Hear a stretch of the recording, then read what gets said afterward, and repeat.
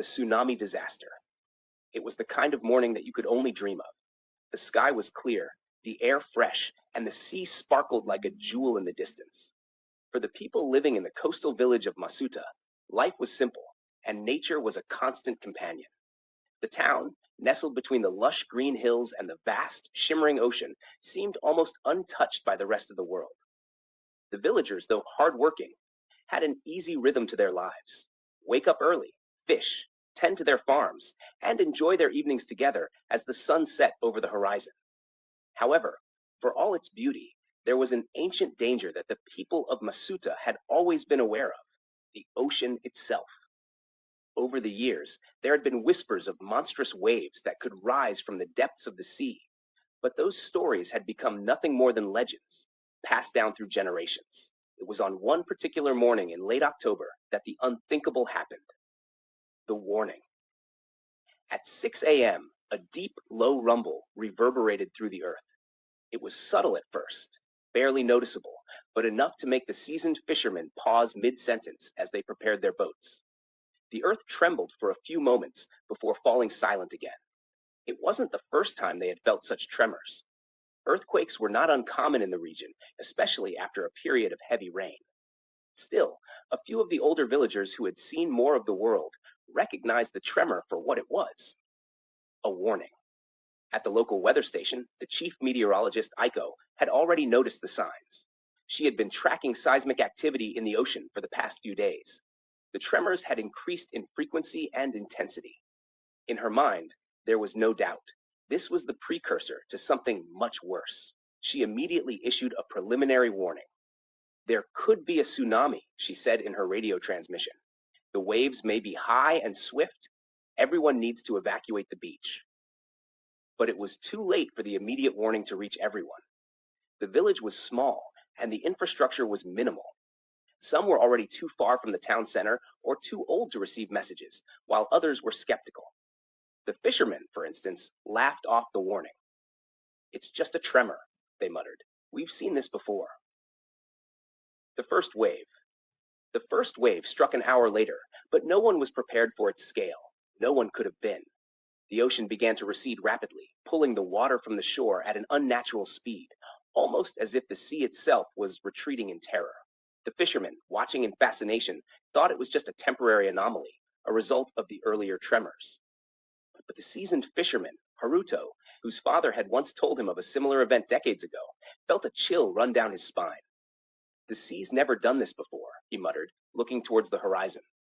A dark line began to form in the distance, a wall of water, towering and monstrous, stretching toward the shore. His heart raced. "It's coming!" he shouted to his fellow villagers. The first wave hit with an almost unnatural force. It was not just a swell of water. It was a crashing, destructive wall that tore through the coastline with no regard for the homes or people in its path.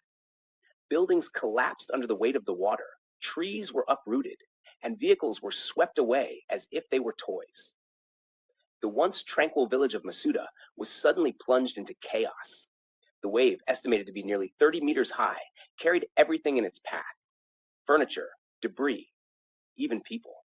Haruto managed to grab hold of a nearby tree and hold on for dear life, but he saw others struggle, their faces filled with panic and terror as the water swallowed everything around them. The struggle for survival.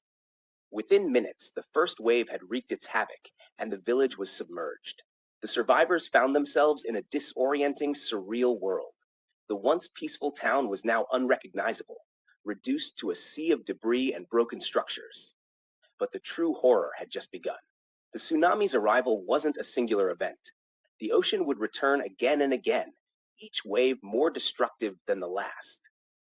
Aiko had already evacuated the weather station with a handful of colleagues, but she quickly realized that Masuda's location left it particularly vulnerable. The town was situated in a cove, which amplified the power of the waves, making it much more susceptible to a full-on assault. She had to act quickly. She called the emergency services and instructed them to set up evacuation routes, though time was running out. People were still trapped in buildings, unable to escape the oncoming waves. The government had deployed rescue teams, but they would not arrive for hours, if not days. Those who could find higher ground such as the hills surrounding the village, were lucky. But the path to safety was dangerous and filled with debris. As the second and third waves struck, the survivors had to climb and cling to anything that could provide them with shelter. Aiko, alongside a group of other survivors, made her way to the high cliffs. As they climbed, they witnessed the destruction from above. The once thriving village had been reduced to a barren wasteland. The waves didn't stop at the shore. They surged inland, swallowing up the fields and hills. "It's like the sea's angry," one of the survivors said, his voice shaking.